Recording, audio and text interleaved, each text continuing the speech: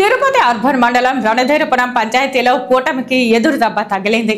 ఏకంగా 120 మంది టీడీపీ జనసేనకు చెందిన కూటమి శ్రేణులు తుమ్మలగుంట నివాసం వద్ద తుడా చైర్మన్ చంద్రగిరి ఎమ్మెల్యే అభ్యర్థి చెవిరెడ్డి మోహిత్ రెడ్డి సమక్షంలో వైసీపీ కండువాలు కప్పుకున్నారు. చంద్రగిరి నియోజకవర్గంలో వైసీపీకి రోజు రోజుకి ప్రజా మద్దతు పెరుగుతోంది. ఎన్నికల సమయంలో కూటమి నాయకులు కార్యకర్తలు చేరికలతో రణధీరపురం పంచాయతీలో ప్రతిపక్ష పార్టీ అడ్రస్ గల్లంతయింది.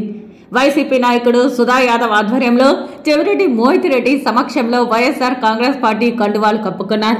టీడీపీలో ఏళ్ల తరబడి ఉన్నా తగిన గుర్తింపు గౌరవం లేనందున వైసీపీ విధానాల పట్ల ఆకర్షితులై పార్టీలో చేరినట్లు వారు తెలిపారు. పార్టీలో చేరిన వారికి సముచిత స్థానం ఉంటుందన్నారు.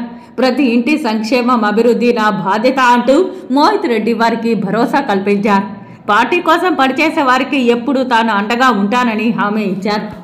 నిస్వార్థంగా ప్రజలకు సేవ చేసిన ఎమ్మెల్యే చెవిరెడ్డి భాస్కర్ రెడ్డికి ప్రజాసేవకు ఫిదా అయ్యామని వారు తెలిపారు. కరోనా కాలంలో ప్రాణాలను సైతం పణంగా పెట్టి ప్రజలకు అండగా నిలిచిన సంఘటనలను వారు గుర్తు చేశారు.